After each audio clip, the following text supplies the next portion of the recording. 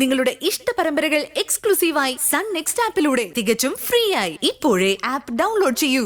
നീ എന്റെ മകളും മരുമകളും ഒക്കെയാ. എന്താ അർജുൻ, ഞാൻ പറഞ്ഞ ശരിയല്ലേ? സന്തോഷം. പൂജയ്ക്കൊരു ജോലി പറഞ്ഞു കിട്ടിയല്ലോ. ഓ, അങ്ങനെയൊന്നുമല്ല. പൂജയ്ക്കും ചെയ്യേണ്ടി വരും. എപ്പോഴാന്നറിയാവോ മാധുരി? നിനക്ക് വയസ്സാവുമ്പോ നിന്റെ കാര്യങ്ങൾ പൂജ നോക്കും. എന്റെ കാര്യങ്ങളൊക്കെ നീ നോക്കിയാ മതി. പല വീടുകളിലും അച്ഛനമ്മമാർ സമ്പാദിച്ച സമ്പത്ത് കൊണ്ട് മക്കൾ സമ്പന്നരായാൽ പിന്നെ മാതാപിതാക്കൾ മക്കളെ പേടിച്ചാ കഴിയുന്നത്.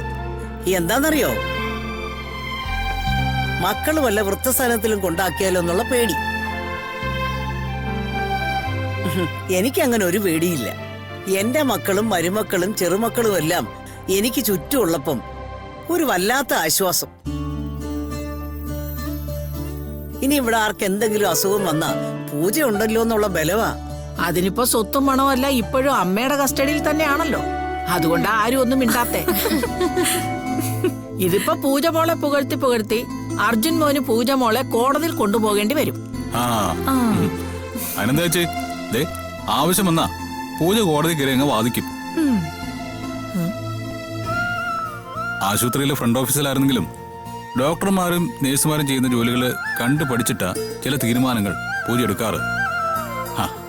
ആ മികവ് കോടതി മുറിയിലും പൂജ പ്രകടിപ്പിക്കും. പലപ്പോഴും പല കേസുകളെ കുറിച്ച് സംസാരിക്കുമ്പോ പൂജ എന്നെ സഹായിക്കാറുണ്ട്. അല്ലടോ? പിന്നല്ലേ, പല കേസും ഇപ്പൊ അജുവേട്ടൻ വിജയിക്കുന്നത് എന്റെ മെടുക്കൊണ്ടാ. അത് ശരി. ഓ, പിന്നെ നമ്മൾ ആ ക്രെഡിറ്റ് ഒന്നും ചോദിക്കാൻ പോകുന്നില്ലെന്നേ ഉള്ളൂ. അത്രയ്ക്ക് വേണോ? ഓ, അതെ, ആരും ചിരിക്കൊന്നും വേണ്ട, സത്യം ഞാൻ പറഞ്ഞു. ദേ, കഴിഞ്ഞ ദിവസം തന്നെ ആ പീഡന കേസിൽ അജുവേട്ടൻ പറഞ്ഞ പോയിന്റിനേക്കാളും ഞാൻ അജുവേട്ടന് പറഞ്ഞു കൊടുത്ത പോയിന്റാ ജഡ്ജി തെളിവായിട്ട് സ്വീകരിച്ചത്. അങ്ങനെ ഒരു സംഭവം ഉണ്ടായിരുന്നോ? അതേതാണ് ആ പോയിന്റ്? എന്താ ആന്റി, വിശ്വാസം വരുന്നില്ലേ? ഞാൻ പറഞ്ഞത് സത്യമാ. അല്ല, വിശ്വാസമില്ലാത്തോണ്ടല്ല, ഒരു ക്യൂരിയോസിറ്റിക്ക് ചോദിച്ചാ. അജുവേട്ടാ, എന്താന്ന് അങ്ങോട്ട് പറഞ്ഞു കൊടുക്ക്, എല്ലാരും കേക്കട്ടെ ഈ പൂജയുടെ മിടുക്ക്. അതായത് ഒരു പെൺകുട്ടിയെ അവളുടെ അച്ഛൻ ഉപദ്രവിച്ചെന്ന് പറഞ്ഞ് അമ്മ ഒരു പരാതി കൊണ്ടു കൊടുത്തു. ഭാര്യയും ഭർത്താവും തമ്മിൽ ചില ഫാമിലി ഇഷ്യൂസ് ഒക്കെ ഉണ്ടായിരുന്നു. അത് മുതലെടുത്ത് ഭർത്താവിനെതിരെ ഒരു വ്യാജ പരാതി കൊടുക്കുകയായിരുന്നു.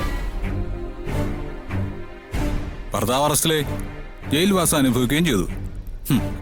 അങ്ങനെയാണ് ഭർത്താവിന്റെ സഹോദരൻ എന്നെ സമീപിക്കുന്നത്.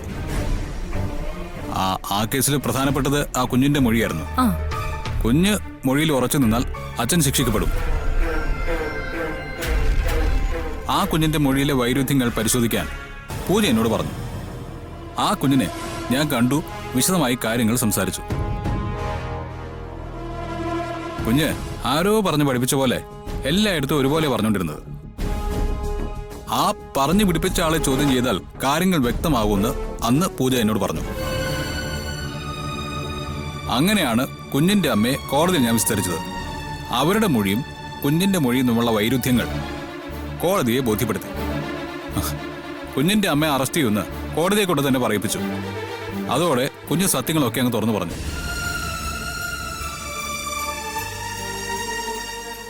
പൂജ പോയിന്റ് പറഞ്ഞെന്നെങ്കിലും അത് പ്രസന്റ് ചെയ്തത് ഞാനാ.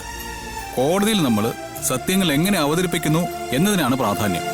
നമ്മളൊരു കൃത്യമായ തിരക്കഥയോടുകൂടി കോടതിയിൽ ഒരു ലൂപ്പ് ഹോളും ഇല്ലാതെ കാര്യങ്ങൾ അവതരിപ്പിക്കണം. എല്ലാം പരസ്പരം കൃത്യമായിട്ട് കണക്ട് ചെയ്താൽ കോടതി അത് കണക്കിലെടുക്കും.